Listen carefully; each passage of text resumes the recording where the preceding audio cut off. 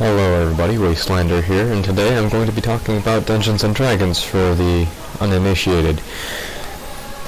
The party waits at the bottom of the wall while the rogue scales it and looks to make sure the coast is clear before getting onto the ramparts, and then lowering a rope so the rest of the party can climb up. They continue to stealthily make their way through this fortification while they continue to look for a very important person of interest.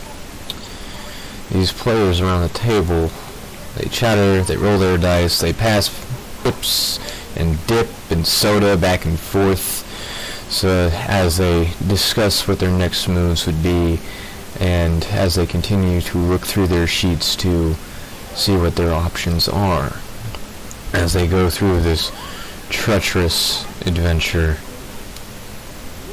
This is kind of the normal scene for a Dungeons & Dragons game.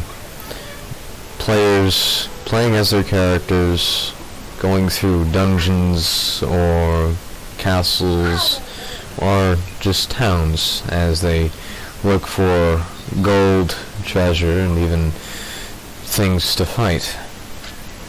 Now, what you're probably wondering is, how did Dungeons & Dragons begin to be? Well, Dungeons & Dragons was created by Gary Gygax and Dave Arneson based on the chainmail wargame rules and was published by TSR in 1974. What they did was they took rules from a game called Chainmail, and they changed up some of the rules so that you only had one character instead of a whole army, as was normal in a war game. But despite all of its success, Dungeons & Dragons did have a lot of criticism. There were some disappearances and even suicides that Dungeons & Dragons was blamed for.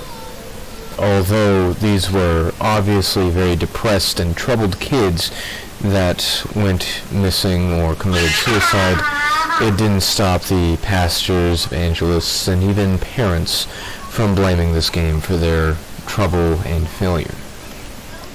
Now, this did give it more publicity and therefore increased sales, but despite all of this, TSR decided to remove such satanic references such as demons and devils from the game in the second edition posted in 1989.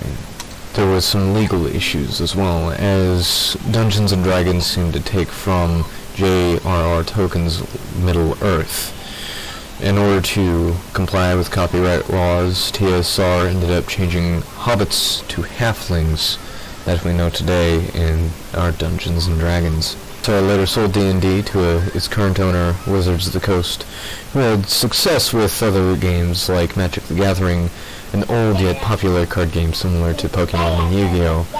They added demons and other references back into the game in the third edition, published in 2000, and later published version 3.5, or edition 3.5, as an improvement in 2003. Now, another fun fact is that Paizo, the creators of Pathfinder, used to work with Wizards of the Coast, making magazines for them.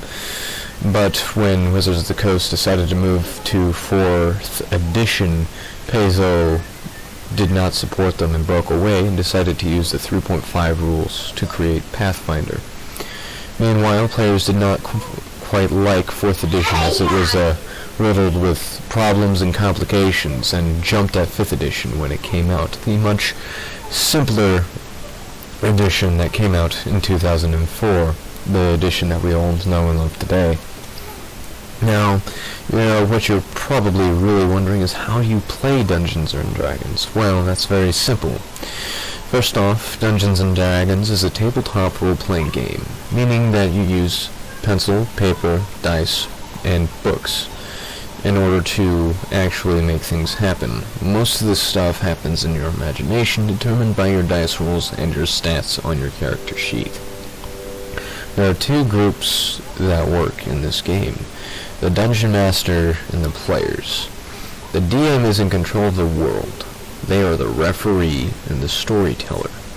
The players are in control of their characters. They are the protagonists of the story. First, in character creation, before the game really starts, you have to create the character, which involves generating ability scores, picking race and class, making note of your abilities, assigning skill ranks, or just efficiency, and getting gear, creating character description and backstory. And then the game can begin. And during the game, the Dungeon Master describes the scene and determines the outcome of any actions the players may choose to take. Now, the players describe what they want to do, meanwhile using dice to help decide what the outcome may be. And this repeats. Now, Dungeons and Dragons in its simplest form is just a story that hasn't been written yet. From personal experience, Dungeons and Dragons can be quite a lot of fun. There are very few limitations beyond your collective imaginations of everybody around the table and the say-so of the Dungeon Master. It's supposed to be a safe place to have fun and be weird with other people kind of like you while you work together to create an amazing story. And with the right party, you can have an absolutely fantabulous experience. Some examples would be the adventuring party you see right here, the Mighty Nine from Critical Role. They are a very popular podcast that plays regularly. They even have some animated videos that you might be able to watch and see for yourself how Dungeons and Dragons is like. So, with that, let's make way for adventure.